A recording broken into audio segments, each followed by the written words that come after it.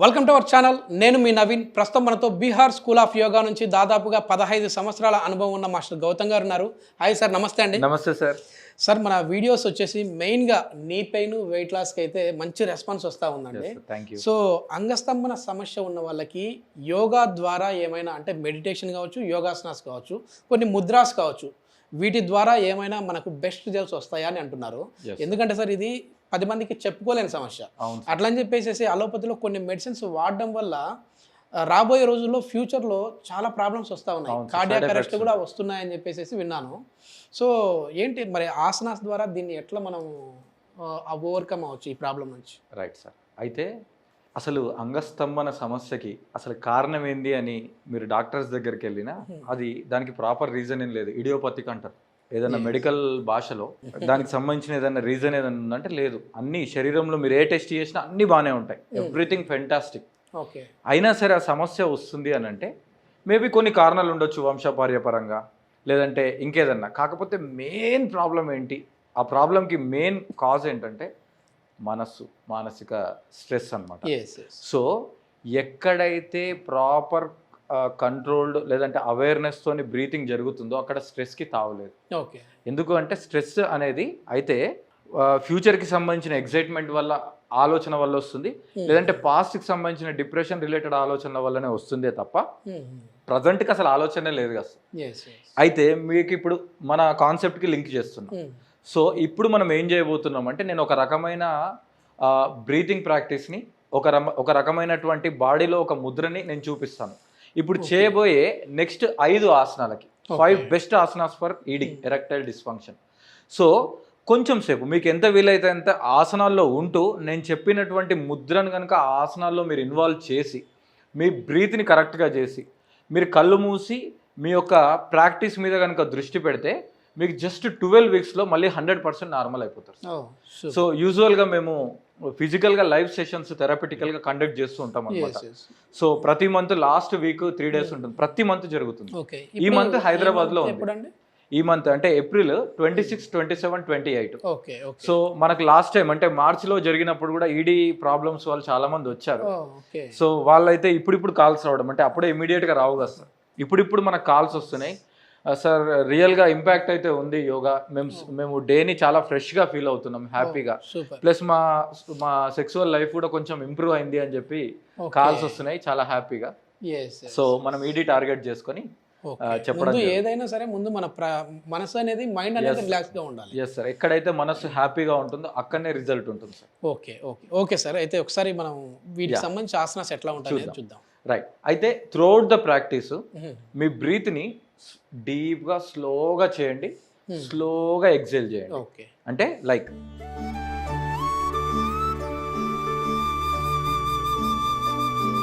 కంప్లీట్గా తీసుకున్న తర్వాత 1-2 సెకండ్లను ఆపేసేయండి సార్ లోపల. దాని తర్వాత మీ శ్వాసని కంప్లీట్గా వదలండి.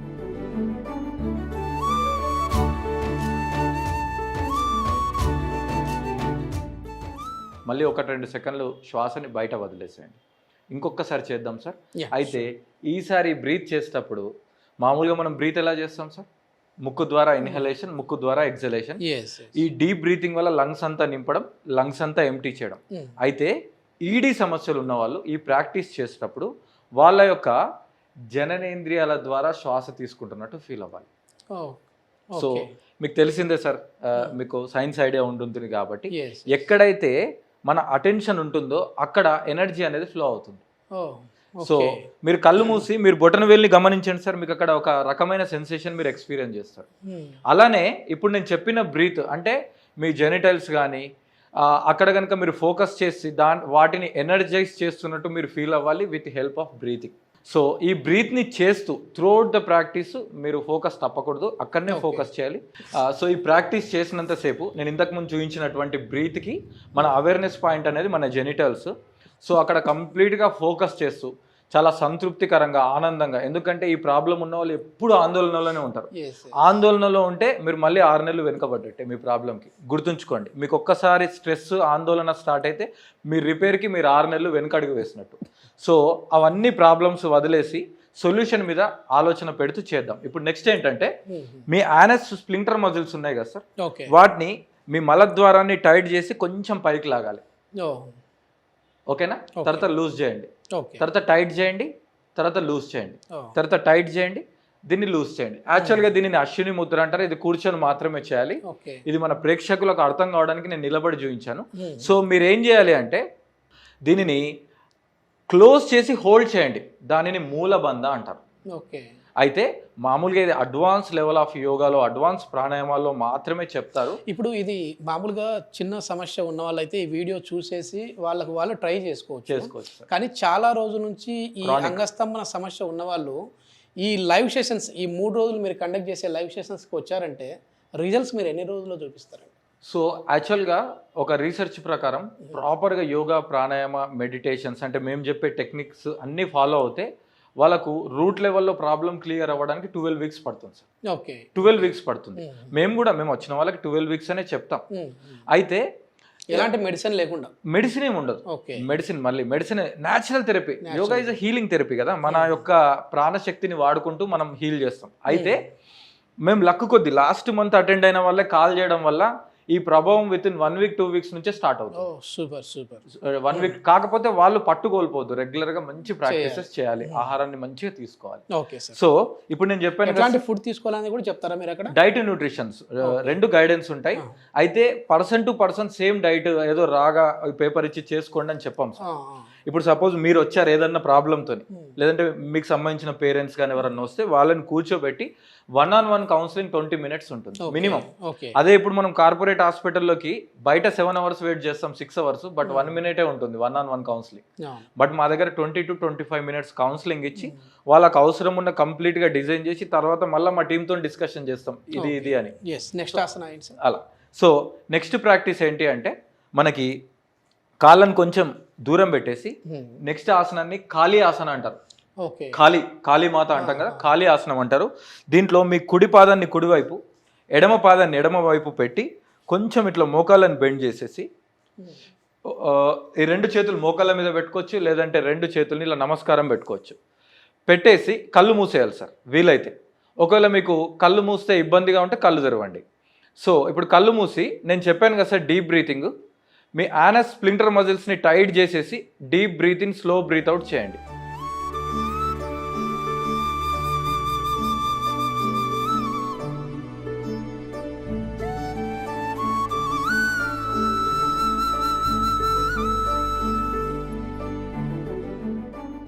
రిలాక్స్. మెల్లిగా నీ స్ట్రైట్ చేసి హ్యాండ్స్ డౌన్ చేయండి. స్టార్టింగ్ లో మేబీ 1-2 రౌండ్లకి కొంచెం కష్టం అనిపిస్తుంది, బట్ బాడీ కూడా షేక్ అవుతుంది. మనము న్యాచురల్ బేసిక్ షివరింగ్స్ ని ఎంజాయ్ చేయొచ్చు, అది ప్రాసెస్ లో భాగమే. అయితే ఓవర్ షివరింగ్స్, అనవసరంగా స్వెట్ రావడం, ఆయాసం లాంటిది వస్తే ప్రాక్టీస్ ని మనం ఆపి కొంచెం వార్మప్ చేసుకొని మళ్ళీ చేసుకోవచ్చు. సో స్టార్టింగ్ లో ఒక 2 బ్రీత్లు అలానే చేసి మళ్ళీ రిలాక్స్ అవ్వండి. మెల్లిగా మీరు 8 బ్రీత్స్ వరకు తీసుకెళ్ళొచ్చు. Okay sir. So this is our first practice. Second practice, 2 కాళ్ళని దూరం పెట్టేసేసి మీ రైట్ లెగ్ని రైట్ సైడ్ పెట్టేసేసేయండి. ఇప్పుడు చేసే ఆసనాన్ని త్రికోణాసన అంటారు. మామూలుగా త్రికోణాసన ఫర్ సైడ్. అయితే ఇక్కడ మనకు సైడ్తో పాటు మన యొక్క అవేర్నెస్ పాయింట్స్ మీద దృష్టి పెట్టడం వల్ల ఇది ఈడీ మీద కూడా పనిచేస్తుంది. Hands in T shape, take a deep breath in, slowly breath out చేస్తూ బాడీని కొంచెం ముందుకి, రైట్ సైడ్, రైట్ని స్ట్రైట్ సార్, మీ కుడి మొక్కలు స్ట్రైటే పెట్టండి.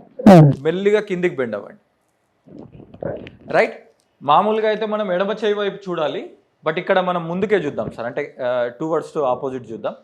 చూసేసి మీ ఫేస్ని స్మైల్గా, నేను ఈ ఆసనం ఎందుకు చేయించాను అంటే మీకు ఇక్కడ డ్యూరింగ్ ద ఆసనం మీకు స్ట్రెస్ ఉండొద్దు. సో కామ్గా ఉండి ఇప్పుడు మీ ఫోకస్ కళ్ళు మూసినా సరే కళ్ళు తెరిచినా సరే జెనిటల్స్ మీద పెట్టండి. జెనిటల్స్ మీద పెట్టి నేను చెప్పినటువంటి యానస్ స్ప్లింటర్ మజిల్స్ని క్లోజ్ చేసేసాను సార్ టైట్గా. చేసేసి deep breath in, slow breath out ఒక 2 బ్రీత్స్ చేద్దాం సార్.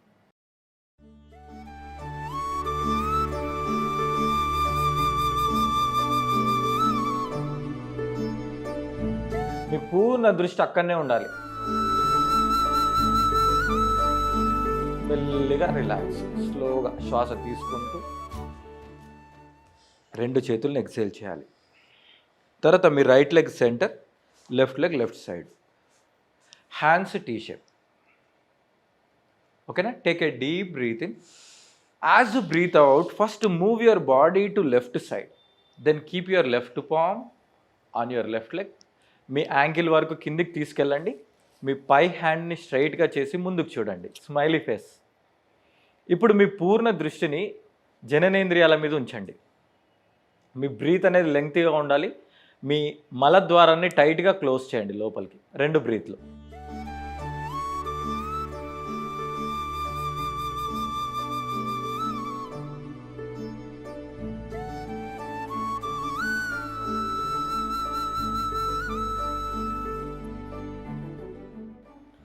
నెమ్మదిగా శ్వాస తీసుకుంటూ సెంటర్, రిలాక్స్. తర్వాత 2 కాళ్ళని దగ్గరికి తీసుకోండి. సో ఇవి 2 ఆసనాలు. మూడో ఆసనం. ఈ మూడో ఆసనము ఈ ఈడీ ప్రాబ్లంకే కాకుండా మనకు కాన్స్టిపేషన్ మీద కూడా పనిచేస్తుంది. ఎందుకంటే ఈ lower parts of the body మీద ఇన్ఫ్లుయెన్స్ అవుతుంది. సో దీనిని ఉదరాకర్షణ ఆసనం అంటారు. సో ఉదరాకర్షణ ఆసనంలో 2 కాళ్ళ మధ్య జస్ట్ కొంచెం 1 ఫీట్ గ్యాప్ ఉంచుకోవాలి సార్. ఉంచేసిన తర్వాత మీ 2 చేతుల్ని మోకాళ్ళ మీద పెట్టండి. రైట్. సో దీనికి ఒక స్పెషల్ బ్రీతింగ్ ఉంటుంది. Inhale centre, exhale sides. So anus sphincter మజిల్స్ని వీలైతే కొంచెం టైట్ చేసి లోపలికి లాగాలి. చేసేసి breath in. As you breathe out, touch your right knee to the left toe. ఇది సార్, ఇది డైజెషన్ మీద కూడా బాగా పనిచేస్తుంది. బట్ ఇక్కడ మన కాన్సెప్ట్లో మనం ఈడీ కోసం చేస్తున్నాం. కళ్ళు మూసి మీ జెనిటల్స్ మీద ఫోకస్ చేస్తూ ఇన్హేల్ చేస్తూ సెంటర్, ఎక్సేల్ ఆపోజిట్ సైడ్. మలద్వారాన్ని టైట్గా లోపలికి లాక్కోవాలి, మనం మర్చిపోతూ ఉంటాం. Inhale centre. మీరు ఎంత పాజిటివ్గా చేస్తే మీకు అంత పాజిటివ్ రిజల్ట్స్ క్విక్గా ఉంటాయి. మీరు కన్ఫ్యూజన్గా, డౌట్గా ఏదో ఒకటి చేద్దాంలే అన్నట్టు చేస్తే మాత్రం రిజల్ట్స్ అనేవి రావు. Exhale centre, relax, slowly up. So next ఆసనం సార్, లాస్ట్ ఆసనం మలాసన. ఈ మలాసన ఏంటంటే ఇది కూడా మనకు మామూలుగా కాన్స్టిపేషన్ కోసం యూజ్ అవుతుంది. సో మలాసన అయితే ముందు చేసినటువంటి ఉదరాకర్షణాసన, ఇప్పుడు చేయబోయే మలాసన మోకాల నొప్పులు ఉన్న వాళ్ళు అవాయిడ్ చేయడం బెటర్ సార్. మనం వాళ్ళకు కూడా చెప్తాం, కాకపోతే కొంచెం మాడిఫికేషన్స్ ఉంటాయి. సో ఇప్పుడు మాడిఫికేషన్ అవసరం లేదు, యాక్యురేట్ రిజల్ట్స్ కోసం యాజ్ ఇట్ ఈస్ చూపిద్దాం. సో మలాసన అంటే మనము ఇండియన్ టాయిలెట్ ఆసన. ఇలా కూర్చున్న తర్వాత 2 చేతులు ఇలా ప్రశాంతంగా పెట్టుకొని, తర్వాత మీ రైట్ ఎల్బో రైట్ మోకాల అవతల, లెఫ్ట్ ఎల్బో లెఫ్ట్ మోకాల అవతల పెట్టి నమస్కారం పెట్టాలి. పెట్టేసి ఈ ఆసనంలో కళ్ళు మూసేసి మీ పూర్ణ దృష్టిని జననేంద్రియాల వద్ద పెట్టండి. యానస్, తర్వాత యానస్ స్ప్లింటర్ మజిల్స్ని టైట్ చేసి లోపలికి లాగాలి. దానిని మూలబంధం అంటారు.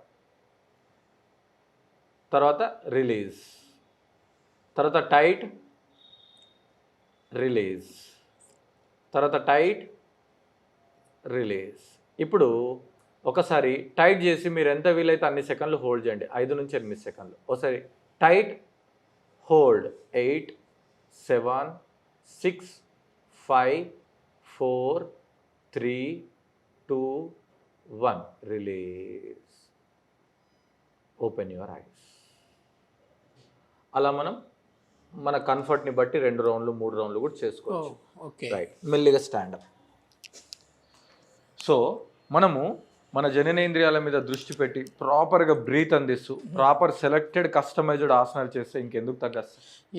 సో ప్రాపర్గా 100% రిజల్ట్ ఉంటుంది.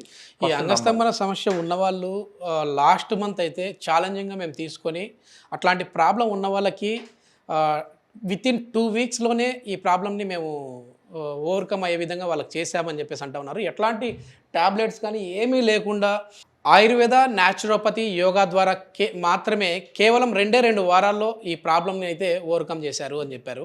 ఓకే సార్, ఇప్పుడు మళ్ళీ ఏ మంత్లో అన్నారండి? ఏప్రిల్లో 26, 27, 28. ఓకే, మొత్తానికి ఈ ప్రాబ్లం ఉన్నవారు ఈ 3 డేస్ని లాక్ చేసుకోండి. లొకేషన్ వచ్చేసేసి హైదరాబాద్లోని రామోజీ ఫిల్మ్ సిటీ దగ్గరలో ఉన్న మౌంట్ శంబాలా ఆశ్రమంలో. Okay, thank you sir. Thank you sir.